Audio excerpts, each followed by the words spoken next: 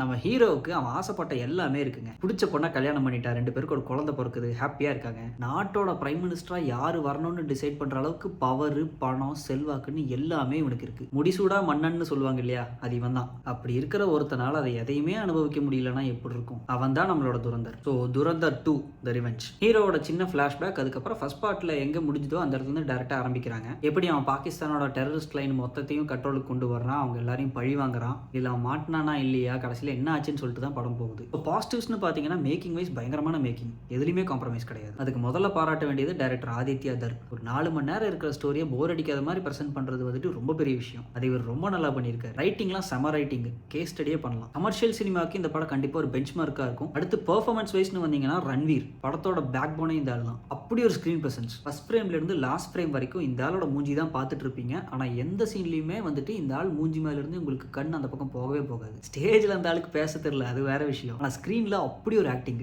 Pre climax, post கிளைமேக்ஸ்னு வந்துட்டு கண்டினியூஸாக ஒரு மாதிரி ட்விஸ்ட்டு ஆக்ஷன் அப்படியே வந்துட்டு இருக்கும். கிளைமேக்ஸ் முடிஞ்சதுக்கப்புறம் போஸ்ட் கிளைமேக்ஸில் பார்த்தீங்கன்னா ஹம்சா வந்துட்டு அவன் ஒய்ஃப் அண்ட் குழந்தை சைடும் போக முடியாமல், அவன் அம்மா சைடும் போக முடியாமல் எல்லாருமே இருக்காங்க. ஆனால் அவன் யார் கூடயுமே போய் இருக்க முடியாமல் ஒரு மாதிரி தனியாக நிற்பான். அந்த சீனை பார்க்கறக்கே அவ்வளோ கஷ்டமாக இருந்துச்சு. இதே கஷ்டத்தை தான் நிஜத்துலையும் ஒருத்தன் பட்டுட்டு இருக்கான். அப்படிப்பட்ட பல பேரோட லைஃப் எக்ஸ்பீரியன்ஸை ஒன்றா சேர்த்து தான் இந்த கேரக்டர் பண்ணியிருக்காங்கன்னு பார்க்கும்போது ரொம்ப ஆச்சரியமாக இருந்துச்சு. அதுக்கு ரன்வீர் பார்த்தீங்கன்னா பயங்கரமான ஒரு ஜஸ்டிஸ் பண்ணியிருக்காரு. அவரோட ஒய்ஃபாக வர்ற சாரா அர்ஜுனை வந்துட்டு மோர் தென் 1000 பீப்புளை வந்துட்டு ஆடிஷன் பண்ணி தான் இவங்களை செலக்ட் பண்ணியிருக்காங்களாமா. ஸ்க்ரீன் டைம் கம்மி தான், பட் அவங்களும் நல்லா பெர்ஃபார்ம் பண்ணியிருந்தாங்க. மற்றபடி காஸ்ட் வைஸ் பார்த்தீங்கன்னா எல்லாருமே அவங்களோட ரோலுக்கு பெர்ஃபெக்டாக ஃபிட் ஆயிருக்காங்க. அதுவும் உசேர் போலச்சுன்னு ஒரு ஆள் வருவான் பாருங்க.